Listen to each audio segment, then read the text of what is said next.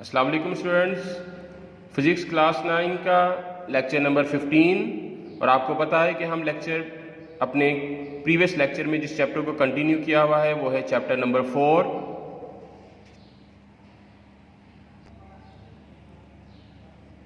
जी student, last lecture में मैंने आपको बताया था कि इक्विलिब्रियम की दो कंडीशन हमने डिस्कस करनी है। इक्विलिब्रियम होता क्या है? कोई भी बॉडी उस वक्त इक्विलिब्रियम में होगी जब उस पर लगने वाली तमाम फोर्सेस जो हैं वो जीरो होंगी। नेट फोर्स बॉडी पर लगने वाली जीरो हो, then we said that the body is in equilibrium. Two condition में से आज हमने जिस डिटेल के साथ फर्स्ट कंडीशन ऑफ इक्विलिब्रियम को स्टडी करना है।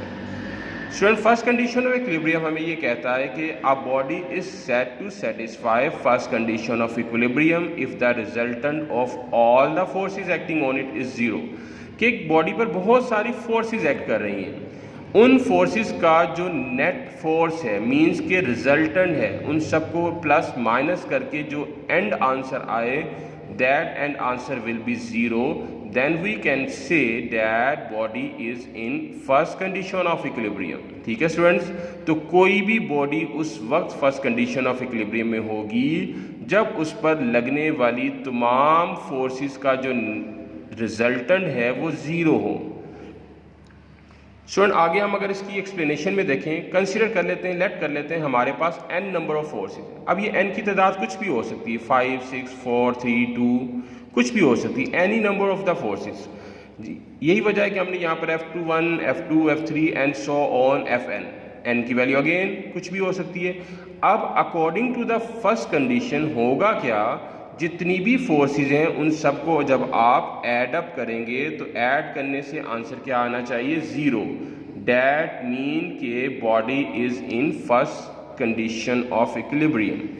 अब हम इन सारी फोर्सेस की जगह अगर हम सिग्मा लगा दें, मतलब बजाय सब फोर्सेस को लिखने के सिग्मा एफ इस्तेमाल कर लें, तो हम लिख सकते हैं कि sigma F is equal to zero. अब ये सिग्मा क्या चीज़ है स्टूडेंट? सिग्मा का मतलब होता है, ये ग्रीक लेटर है जो कि हम सम्मेशन के लिए इस्तेमाल करते हैं, सम के लिए इस्तेमाल करते हैं। तो यहाँ पर अगर आप देखें, हमने तमाम फोर्सेस का सम लेकर एक सिंगल फोर्स लगा दी, that is the resultant force. और इस रिजल्टेंट फोर्स में इन तमाम फोर्सेस का जो नेट है या रिजल्टेंट है उसको ऐड अप कर दिया। ऐड अप करने से हमें आंसर क्या मिला? जीरो। तो इस मीन कि ये जो इक्वेशन है, that equation represent the first condition of equilibrium that state that resultant of all the forces acting on the body is zero. अब स्टूडेंट, अगर हम बात करें फोर्सेस को एक्स और वाई कंपोनेंट के पॉइंट ऑफ व्यू से, एक्स कंपोनेंट आपको पता है कि हमने पढ़ा था लेक्चर्स में कि ये हॉरिजॉन्टल कंपोनेंट होता है और ये वर्टिकल कंपोनेंट होता है। सबसे पहले हम एक्स कंपोनेंट के लिहाज से अगर हम फोर्सेस को लिखें तो ये देखें जी, F1x, F2x, F3x plus so on Fnx is equal to zero.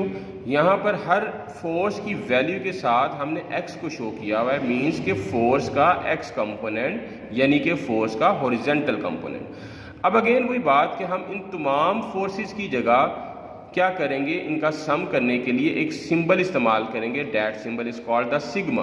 Then sigma Fx is equal to zero. It's mean all the forces acting in the horizontal direction will be zero। अब हम बात करते हैं इन term of y component. y component को हम vertical component भी कहते हैं। तो वर्टिकल कंपोनेंट में F1y, F2y, F3y and so on Fn is equal to zero. Means के तमाम की तमाम y कंपोनेंट की जो फोर्सेस हैं या तमाम की तमाम वर्टिकल कंपोनेंट की जो फोर्सेस हैं उनका भी सम किसके इक्वल है? जीरो है। इसको भी अगर हम सिग्मा का इस्तेमाल करें तो sigma Fy is equal to zero, means के resultant of all the forces acting in the vertical direction also equal to zero.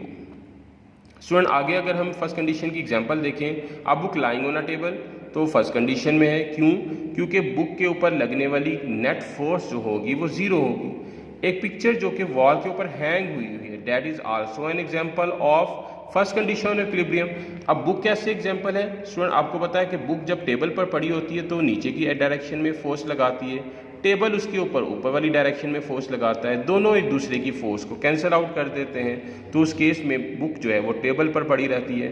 बिल्कुल इसी तरीके से एक वॉल के ऊपर पिक्चर हैंग की हुई, अगर वो गिर नहीं रही, इसका मतलब क्या है, जितना पिक्चर का फ्रेम है और जितनी उस स्ट्रिंग के साथ टेंशन है, वो दोनों एक दूसरे को एक कैंसिल आउट कर रहे हैं और पिक्चर फ्रेम जो है या पिक्चर जो है वॉल के साथ हैंग की रहती है। स्टूडेंट बुक्स में से आप देख लें कि हमने फर्स्ट कंडीशन ऑफ इक्विलिब्रियम पढ़ा, ये इसकी डेफिनेशन है, उसके बाद ये इसकी एक्सप्लेनेशन थी, then in term of X and Y component, और उसके बाद ये कुछ इसकी एग्जांपल्स।